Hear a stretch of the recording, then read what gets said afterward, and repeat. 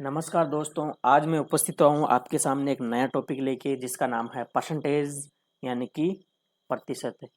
आज अपन प्रतिशत के बारे में बात करेंगे, इसके क्वेश्चनों की बात करेंगे, इसके इम्पोर्टेंट टॉपिकों की बात करेंगे, इम्पोर्टेंट पॉइंट्स की बात करेंगे और कुछ फॉर्मूलेज की बात करेंगे और इसकी लास्ट में क्वेश्चनों की बात करेंगे। तो इसकी शुरुआत करते हैं अपन इसकी परिभाषा से। तो दोस्तों, प्रतिशत गणित में किसी अनुपात को व्यक्त करने का एक तरीका होता है। देखो, अनुपात क्यों बताया इसने, क्योंकि इसमें जो बेस होता है यानी कि जो हर होता है वो हमेशा 100 माना जाता है।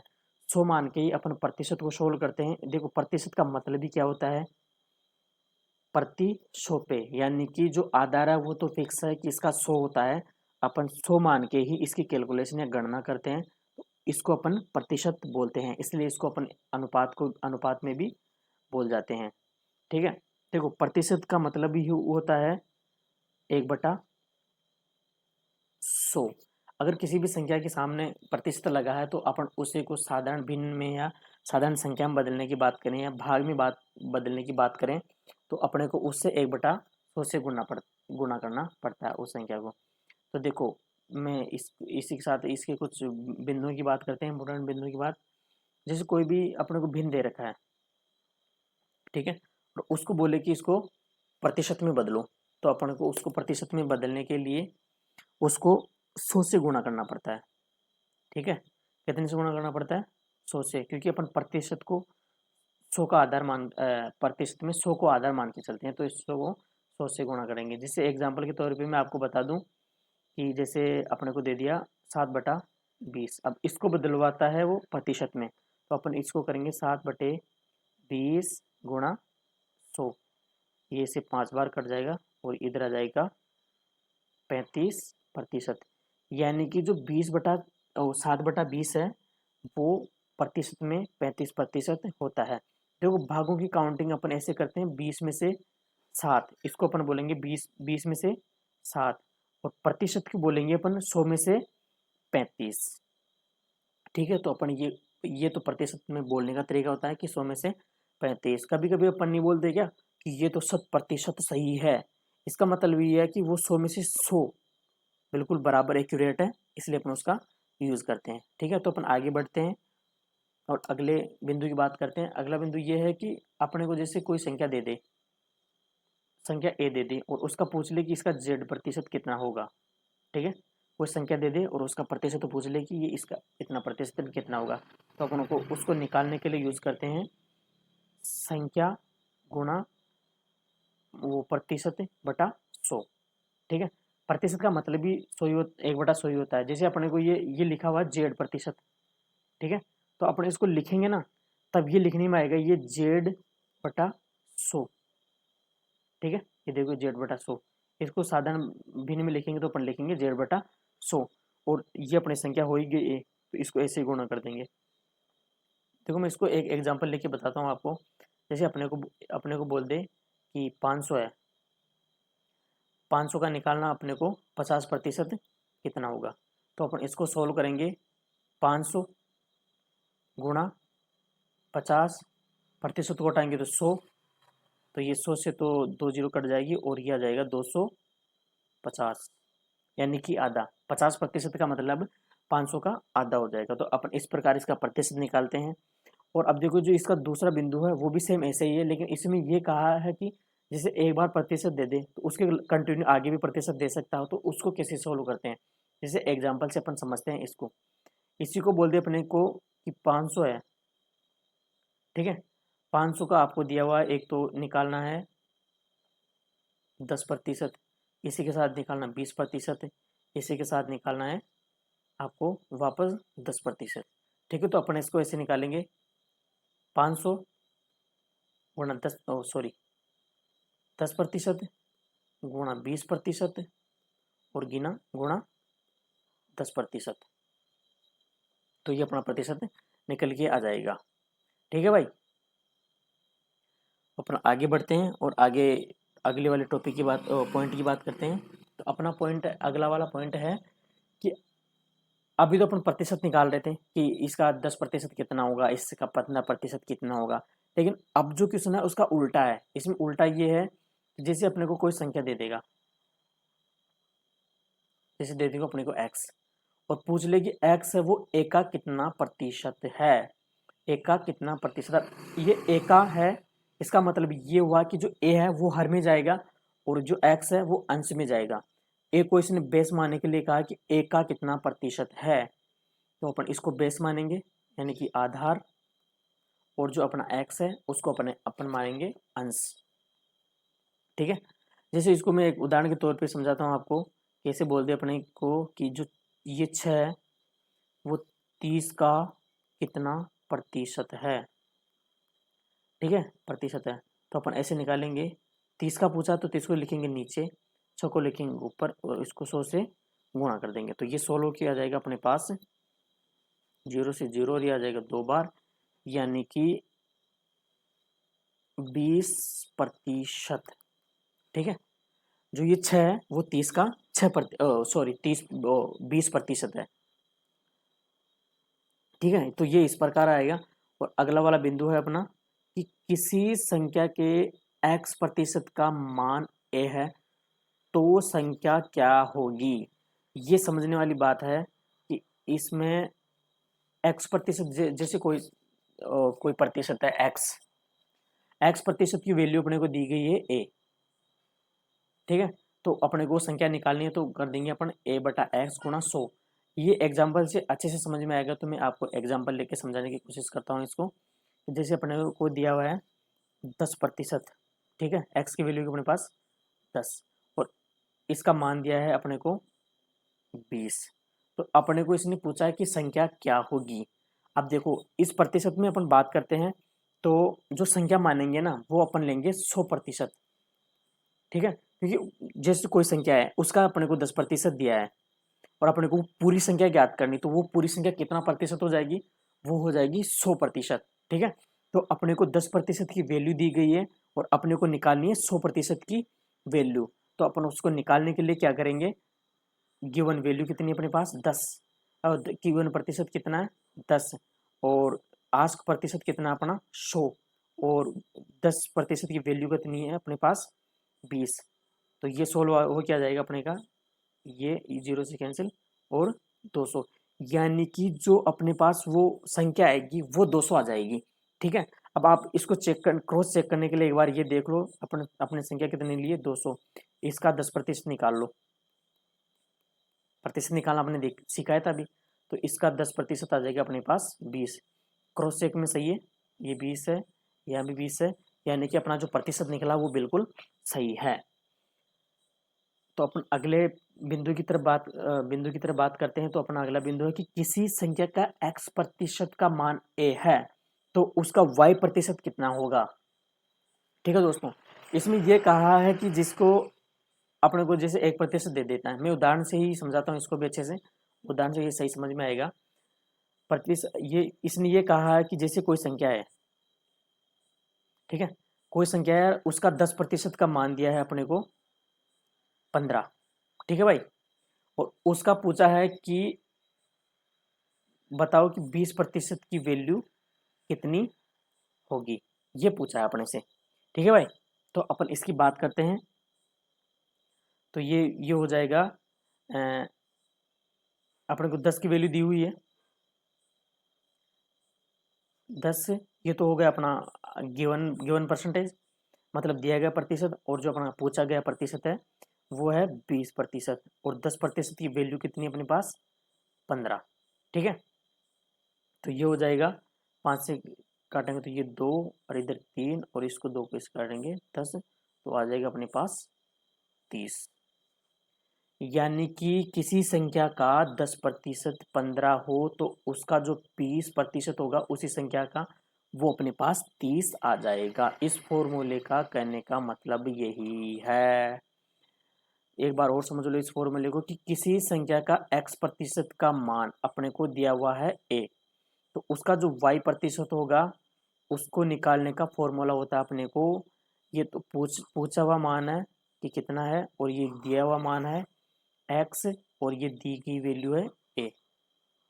ठीक है भाई, आराम से समझ में आ गया। ठीक है, और बाकी प्रैक्टिस से अच्छा समझ में आएगा। अपन क्वेश्चनों की बात करेंगे आगे।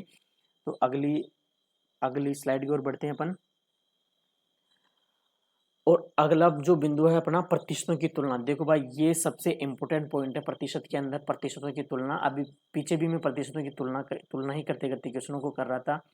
अपना जो 60 से 70% ये परसेंटेज का जो पोर्शन है वो इसी फॉर्मूले से सोल्व होगा। ये ध्यान रखना, रट्टा लगा लेना, एक बार अच्छे से समझ लेना कि ये कैसे कैसे क्वेश्चन पुट होते हैं इसमें से, और कैसे कैसे ये होता है।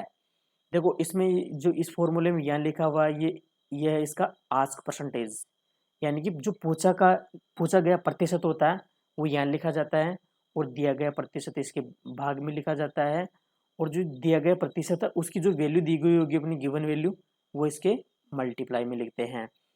तो अपने को जो ये पूछा हुआ प्रतिशत है इसका मान निकल के आ जाता है। अब देखो मैं अभी पीछे पीछे भी बात कर रहा था ऐसे क्वेश्चन की, और एक बार और बता देता हूँ। जैसे अपने को दे दे कि किसी संख्या का 15% अपने को दिया हुआ है 30, और अपने को पूछ ले कि इसका जो 45% होगा और प्रतिशत होगा वो कितना होगा। तो अब देखो इसमें गिवन प्रतिशत कितना अपने पास 15%, गिवन वैल्यू कितनी है अपने पास 30, और आस्क परसेंटेज कितना अपने पास 45। ठीक है, तो देखो गिवन आस्क को लिखेंगे अपन यहाँ ऊपर, और गिवन को लिखेंगे अपन नीचे, और ये जो वैल्यू होगी इसको लिखेंगे अपन यहाँ पे। यहाँ तक बिल्कुल समझ में आ गया हो गया मेरे हिसाब से। ठीक है, अब अपन इसको आगे सोल्व करते हैं तो 15×3 = 45 हो गया ये, और इसको इससे गुणा करेंगे तो यह आ जाएगा अपने पास 90।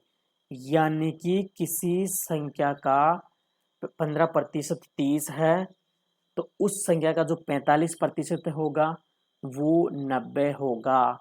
इस फॉर्मूले से अपन इसको ऐसे ज्ञात कर सकते हैं, और इसी फॉर्मूले से आधे से ज्यादा प्रतिशत वाली जो प्रश्नावली है या अपना जो पार्ट है वो सॉल्व हो जाएगा। इस फॉर्मूले को अच्छे से ज्ञात करना है।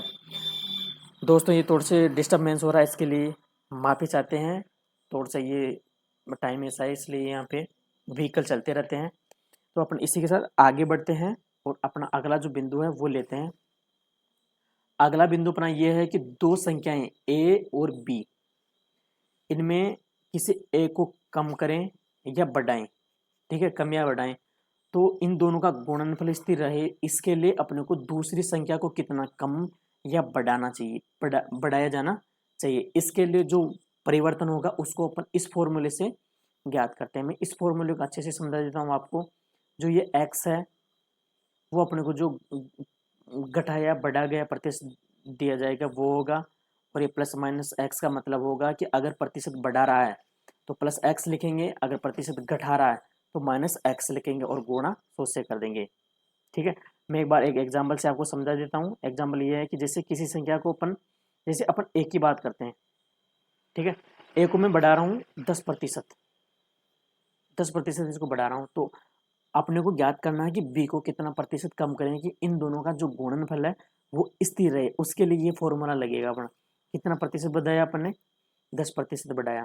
ठीक है, 10% बढ़ाया तो 100 में जुड़ेगा तो ये हो जाएगा 110, और गुणा 100। एक जीरो से एक जीरो कैंसिल हो जाएगी, और उसमें 11 का भाग देंगे तो अपने पास आ जाएगा 9 सही 1/11%। इसका मतलब ये हुआ कि जो संख्या बी है उसको अपन 9 सही 1/11 कम करेंगे ना, तब जाके इन दोनों संख्याओं का गुणनफल स्थिर रहेगा। ठीक है भाई, ये भी बहुत इंपॉर्टेंट होता है। अपन जो खर्चा वगैरह उसको स्थिर रखते हैं तो उसी के लिए अपन को इसको यूज करना पड़ता है। आगे बात करते हैं अपन। अगला वाला जो पॉइंट है अपना वो ये है कि दो संख्याएं हैं, उनके गुणनफल पर उनके बढ़ोतरी या घटोतरी का वो जो परिवर्तन है उसको दिखाने के लिए ये फॉर्मूला यूज होता है। देखो अपने को दो संख्याएं दी हुई होती है, जैसे a गुणा b। अब अपने को बोल दे कि इसको 10% बढ़ाओ और इसको 15% बढ़ाओ, 15 या 20% बढ़ा लो, भी सोल्व करने में दिक्कत नहीं आएगी। ठीक है, तो अपने को इसका जो इफेक्ट होगा या प्रभाव होगा कि इन दोनों का गुणनफल कितना प्रतिशत बढ़ जाएगा, तो उसको निकालने के लिए अपन इस फॉर्मूले का यूज करते हैं। देखो प्लस माइनस एक्स दिया हुआ है तो ये पहली संख्या में परिवर्तन है, x minus y plus minus y दिया हुआ है ये दूसरी संख्या में परिवर्तन है, और यहाँ का साइन इन दोनों के साइन से गुणा होकर निकाला जाएगा, और एक्स वाई इन दोनों की एक्स की और वाई की वैल्यू होगी। ठीक है, तो अपन इस उदाहरण को सोल्व करते हैं। देखो प्लस माइनस प्लस दिया है, इधर भी प्लस दिया है, तो देखो x की जगह लिख दूंगा मैं 10% प्लस, और y की जगह लिख दूंगा प्लस 20, और इन दोनों का जो प्लस का आएगा साइन प्लस का आएगा यहाँ भी, तो वो हो जाएगा 10 गुणा 20/100। ठीक है भाई। तो देखो ये 2 जीरो से तो ये 2 जीरो कट जाएंगी, और ये दोनों से जुड़ के हो जाएगा 30, और ये यहाँ बचेगा कितना 2, तो ये टोटल जुड़ के हो जाएंगे 32%। यानी कि अपन ए संख्या को 10% बढ़ाते हैं और बी को 20% बढ़ाते हैं, तो इनका जो गुणनफल में टोटल वृद्धि होगी वो होगी अपने 32% की वृद्धि। ठीक है भाई।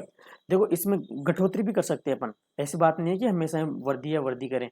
देखो घटा ऐसे सकते हैं, जैसे पहली वाली संख्या को मैंने 10% बढ़ा दिया, ठीक है, तो दूसरी वाली को मैंने कर दिया 20% कम, तो अब यहाँ जो साइन आएगा वो माइनस आएगा, और अपना वो हो जाएगा 10 गुणा 20/100। वही कैलकुलेशन आएगी, 0 से 0, ये यहाँ का 0।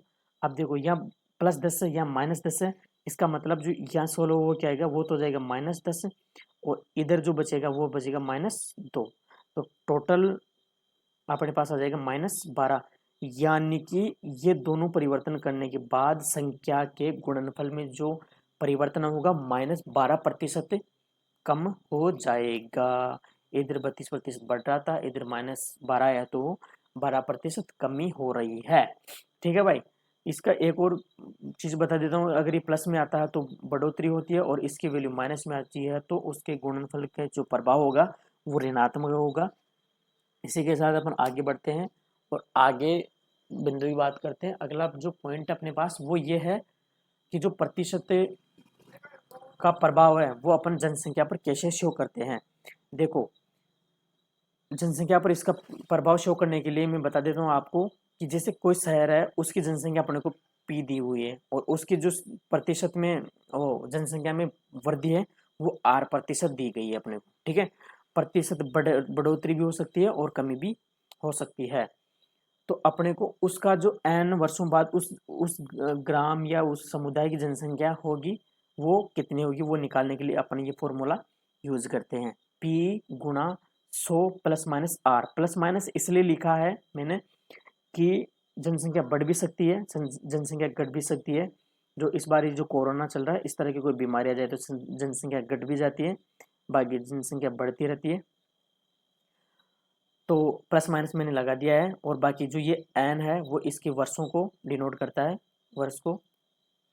तो ये प्लस माइनस R और बटा 100, और n है, n का मान जैसे 2 लिख दिया अपने, तो ये 2 बार मल्टीप्लाई होकर आ जाएगी पूरी संख्या, और 3 लिख दिया तो 3 बार मल्टीप्लाई होकर आ जाएगी।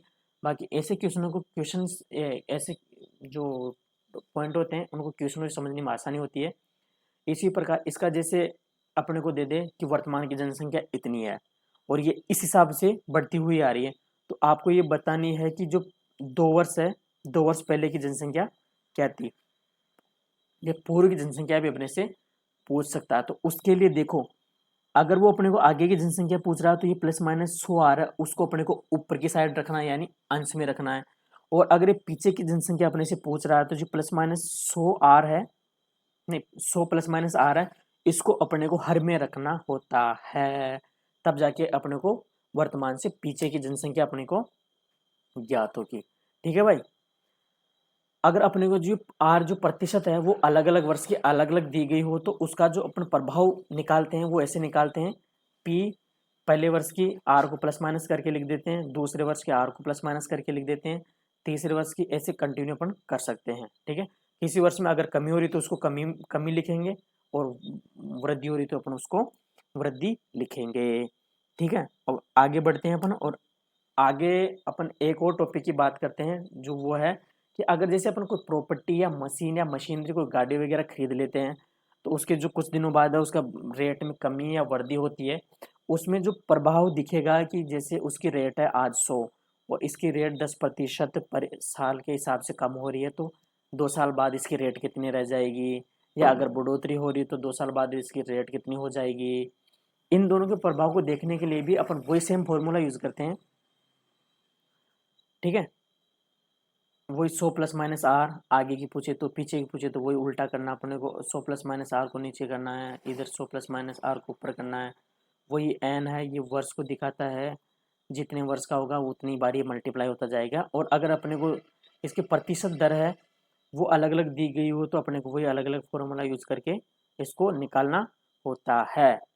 ठीक है भाई, अपन आगे बढ़ते हैं और आगे अपन क्वेश्चन की बात करते हैं। दोस्तों अपने प्रतिशत की थ्योरी के बाद अपन शुरू करते हैं कुछ क्वेश्चंस जो अपन ने इनके तरीके पढ़े थे उनके बेस कुछ क्वेश्चन करेंगे अपन। तो उसमें से अपन पहला क्वेश्चन है कि निम्न दिए गए जो प्रतिशत है अपने को उसको भिन्न रूप में चेंज करते हुए वापस लिखना है। तो पहला जो अपने पास क्वेश्चन है वो है 35%, फिर 1.6%, फिर 0.5% और फिर अपना 125%। इसको अपन इन सबको अपने को साधारण भिन्न में बदलते हुए लिखना है। ठीक है, तो 35%, देखो मैंने अभी बताया था कि जो प्रतिशत है उसकी वैल्यू होती है 1/100, यानी कि जहां प्रतिशत है वहां लिख देंगे अपन 1/100। ठीक है, तो 35% तो मैं यहाँ लिख दूँ 1/100। तो ये 100 लोगों के अपने पास कितना आ जाएगा, यहाँ 5 से काटेंगे तो यहाँ तो आ जाएगा 7 और यहाँ आ जाएगा अपना, यहाँ आ जाएगा अपना 20। ठीक है भाई, तो ये जो साधारण भिन्न आएगा वो आ जाएगा अपना 7/20। और अपना अगला जो प्रतिशत है वो है 1.6%। इसको भी सेम लिखेंगे अपन, गुणा 1/100। और जो ये पॉइंट है इसको हटाने के लिए मैं लगा देता हूँ इसके नीचे 10, और इसको सोल्व करने के लिए अपन लिख देते हैं 16/1000। तो ये सोल्व हो के अपने पास आ जाएगा 4, यह आ जाएगा 250, और यहाँ से फिर एक बार काटेंगे तो ये हो जाएगा 2, और यहाँ हो जाएगा 125। यानी कि इसका जो कबाड़ा हो के आंसर आएगा वो हो जाएगा 2/125। ठीक है भाई, अगले प्रतिशत की तरफ बढ़ते हैं और अपना अगला प्रतिशत 0.5%। इसको भी वही साधारण भिन्न में बदलने के लिए 1/100 से गुणा करेंगे, और इस बिंदु को पॉइंट को हटाने के लिए मैं यहाँ लगा देता हूँ इसके 10। जो अपने पास ये सोल्व हो के आएगा वो जाएगा 5/1000। 5 से अपन इसको काटेंगे तो ये आ जाएगा 2, यानी कि टोटल आ जाएगा ये 200।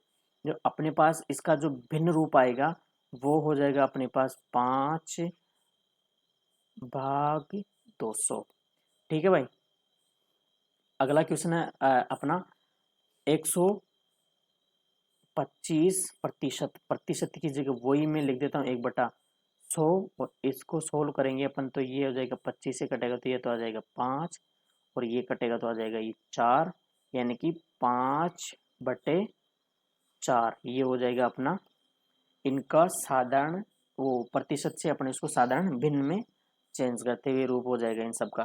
ठीक है भाई, तो नेक्स्ट क्वेश्चन की तरफ बढ़ते हैं और अपना नेक्स्ट क्वेश्चन है कि जो भिन्न दिए गए हुए हैं अपने को, इनको अपने को प्रतिशत में व्यक्त करना है।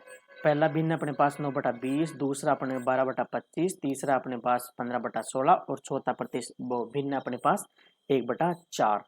अब देखो, जब अपन ने प्रतिशत को भिन्न में बदला था तब क्या किया था अपन ने, 1/100 से गुणा, और अब अपने को साधारण जो ये भिन्न दिया हुआ इसको प्रतिशत में बदलना, तो अपने को क्या करना है, इसको 100 से मल्टीप्लाई। बस यही चीज अपने को ध्यान रखनी है, जो चीज प्रतिशत में दी गई है उसको साधारण भिन्न में बदलने के लिए अपन 1/100 से गुणा करते हैं या उसमें 100 का भाग देते हैं, ये मान लो आप तो।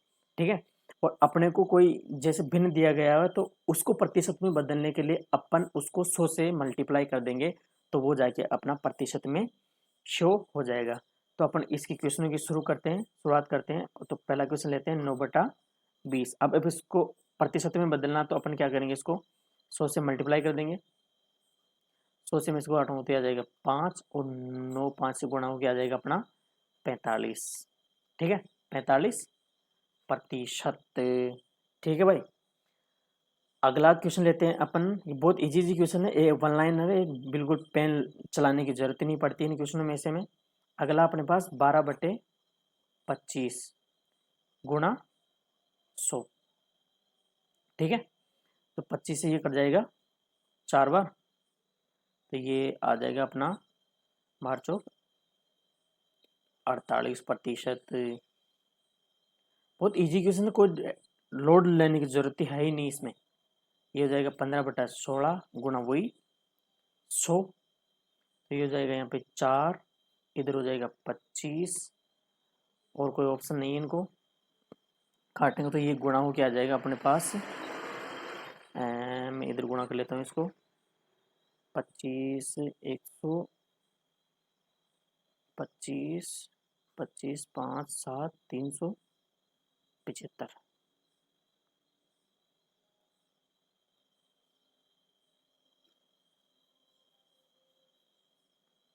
ठीक है भाई।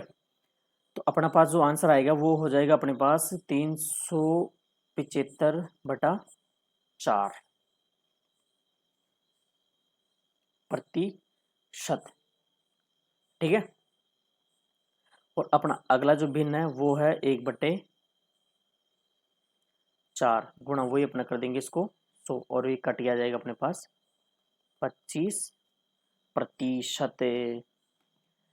तो अपन इस क्वेश्चन को खत्म करते हैं और अगले क्वेश्चन की तरफ बढ़ते हैं। तो अपना अगला क्वेश्चन है, देखो ये थोड़ा ध्यान देने वाला क्वेश्चन है, ज्यादा टफ नहीं है, थोड़ा सा ध्यान देना है बस। इसमें जो दिया हुआ है वो ये है कि 48 का कितना प्रतिशत 6 है।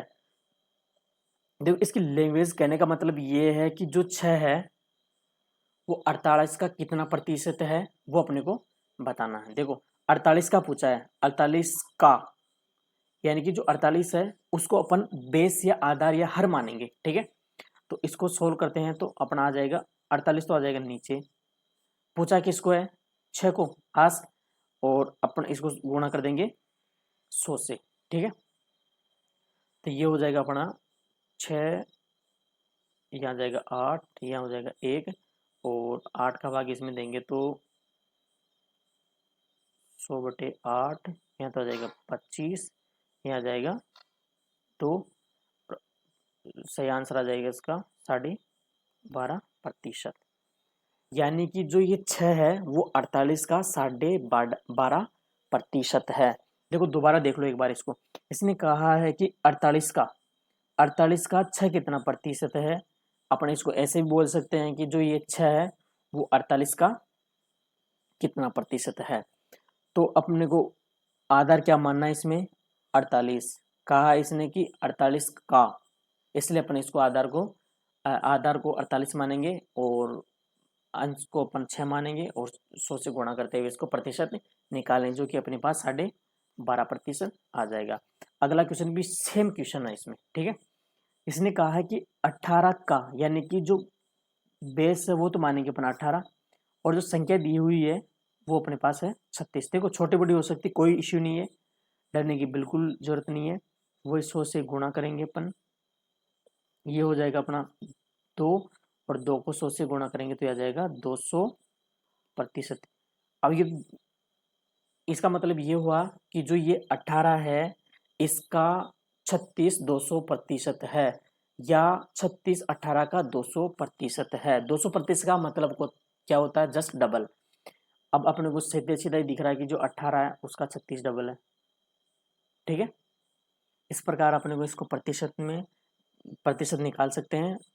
अगला क्वेश्चन लेते हैं, और अपना अगला क्वेश्चन है कि 10,000 का 10% का 15% का 5% कितना होगा। ठीक है भाई। तो देखो 10,000 का 10% का 15% का 5%। ठीक है भाई। अब देखो इसमें कोई कैलकुलेशन में गड़बड़ नहीं होनी चाहिए। अपने पास 2 जीरो से 2 जीरो, ये अगले वाली 2 जीरो से 2 जीरो, यहाँ की 1 जीरो से 1 जीरो कैंसिल, और अपने पास ये 16 हो क्या आएगा, ये तो हो जाएगा 75, और 75 में अपन भाग दे देंगे 75/10, 10 का भाग देगा तो यह जाएगा 7.5। अब ये प्रतिशत नहीं आएगा, क्योंकि जो प्रतिशत है ये तो यही खत्म हो चुका है। मतलब जो 10,000 है उसका 10% का भी 15%, उसका भी 5%, जो आंसर आएगा अपने पास वो आएगा 7.5। ठीक है भाई। उसी प्रकार अपना ये जो 5000 का, ये तो बहुत इजी है, ये तो इसकी छोटी फॉर्म है, इसको भी निकाल देते हैं अपन। 5000 गुणा 10 तो हो जाएगा ये 500। ठीक है भाई, आगे बढ़ते हैं अपन और अगला क्वेश्चन लेते हैं। अब देखो अच्छा क्वेश्चन आया है ये कि चीनी के मूल्य में 10% की कमी होने पर इसकी खपत में कितने प्रतिशत की वृद्धि,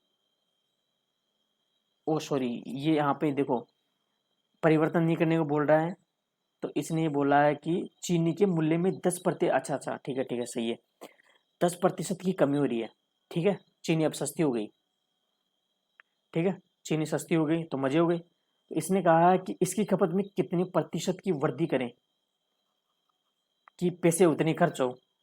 अपने तो फिक्स कर रखा है कि महीने में 100 रुपए की चीनी लानी है तो लानी है, चाहे 100 किलो आ जाए चीनी, अपने को तो 100 रुपए की चीनी लानी है जो लानी है। इसने ये कह रहा है कि परिवर्तन नहीं होना चाहिए उसमें, कि कितनी चीनी लाना और बढ़ा दें कि उसमें उसका जो पैसे है उसमें परिवर्तन नहीं हो। ठीक है, तो इसके लिए मैंने एक फॉर्मूला बताया था कि जो परिवर्तन है बढ़ रहा है या घट रहा है उसको अपन लिखेंगे ऊपर एक्स, और उसका जो बढ़ रहा है वो घट रहा है प्लस माइनस एक्स यहाँ लिखेंगे, और इसको 100 से गुणा कर देंगे। ठीक है भाई, इसी इसी फॉर्मूले के आधार पे मैं इसको सोल्व करता हूँ। कितना कितना कम किया है इसने चीनी की वैल्यू को, 10%, 10 यहाँ लिख दूंगा, प्लस माइनस है तो माइनस किया है इसने, कमी की है तो माइनस हो जाएगा, तो 100 माइनस 10 और ये गुणा 100। ठीक है, तो इसको सोल्व करेंगे तो यहाँ तो आ जाएगा 10, यहाँ जाएगा 90, यहाँ हो जाएगा 100। ठीक है, तो अपना है 100/9 यानी कि 11 सही 1/9%। अब देखो इसका कहने का मतलब ये हुआ कि अपने को इतनी चीनी और खरीदनी होगी, तब जाके उसका जो मद या खर्चा है वो स्थिर रहेगा, कम नहीं होगा। ठीक है, तो अपने को 11 से 1/9% और एक्स्ट्रा चीनी खरीदनी पड़ेगी, तब जाके अपना खर्चा वही रहेगा। ठीक है भाई, अच्छा क्वेश्चन है, इसको अच्छे से देख लेना, ऐसे क्वेश्चन एग्जाम में पूछ लिए जाते हैं। इसके साथ अपन अगले क्वेश्चन की तरफ बढ़ते हैं, और अपना अगला क्वेश्चन है कि रमेश के वेतन में 20% की वृद्धि दी गई है, बढ़े हुए वेतन में से 20% कम किया गया है। ठीक है, पहले तो अपना बढ़ा दिया फिर उसी को 20% कम कर दिया, तो रमेश को तो ये लगा कि परिवर्तन हुआ ही नहीं अपने, लेकिन मेरे भाई ध्यान दो कि पहले वृद्धि की गई है और बाद में कमी की गई है, तो उसको लाभ अथवा हानि का ऑप्शन ही नहीं है, उसको डायरेक्ट हानि होगी। ठीक है, वो कैसे होगी अपन दो तरीके से बात करेंगे इसकी। ठीक है, तो इसको पहले जो मैंने फॉर्मूला बताया वो उससे बता देता हूँ मैं आपको। तो मैंने बताया था कि plus minus x plus minus y plus minus x y बटा 100, एक तो मैंने ये बताया था प्रभाव निकालने के लिए। तो इससे तो अपन निकाल लेते हैं कि 20% की वृद्धि करिए तो 20, फिर इसने कमी करी है तो माइनस, और यहाँ दोनों का साइन गुणा हो क्या आएगा, तो यहाँ माइनस, और 20 गुणा 20/100। ठीक है, तो देखो ये 20 है तो 20 डायरेक्ट कट जाएगा, और अपने पास कितना बचेगा, ये जीरो से ये जीरो कैंसिल, और ये जीरो से ये जीरो कैंसिल, तो यहाँ अपने पास आ जाएगा -4%। यानी कि अब जो उसको नुकसान हुआ है वो 4% का नुकसान हुआ है, यानी कि उसका जो वेतन है वो पहले की तुलना में 4% और कम हो गया है। ठीक है, वृद्धि की जगह उसका कम कम हो गया वेतन। ठीक है, अपन अब अपन बेसिक जानकारी के हिसाब से देख लेते हैं इसको। देखो ट्रिक से तो ऐसे करते हैं, जानकारी के हिसाब से मैं बता देता हूँ आपको। जैसे अपना कोई वेतन है वो है अपना 100, ठीक है, इसको अपने बढ़ा दिया पहले कितना 20%, तो कितना हो जाएगा ये 120। अब देखो जो 120 है ये बढ़ा हुआ वेतन है, अब इसको कम कर रहे हैं अपना 80%, और 80% क्या सॉरी 20% कम कर रहे हैं, यानी कि अपन इसका 20% निकाल लेते हैं एक बार। ठीक है भाई, तो इसका 20% आ जाएगा अपने पास 24। ठीक है, यानी कि जो अब वेतन कम करना है अपने को वो 24 कम करना है, यानी कि ये जो 120 है इसमें से 24 कम कर दो आप। जो नया वेतन आया है उसका 96% आया है, यानी कि फिर इसमें भी वापस वही -4 की कमी हो रही है। तो अपने को जो नुकसान हुआ है वो 4% का हुआ इसमें। तो इस प्रकार अपन दोनों से देख सकते हैं। ठीक है, तो इसको अपन अगले क्वेश्चन की तरफ बढ़ते हैं। तो अपना अगला क्वेश्चन है ही नहीं। दोस्तों वीडियो अच्छा लगा हो तो हमारे चैनल को सब्सक्राइब करें और अन्य किसी भी जानकारी के लिए कमेंट बॉक्स में कमेंट करें और हमें बताएं, ताकि हम आगे भी अच्छे अच्छे वीडियो आपको उपलब्ध करवा सकें। Thank you.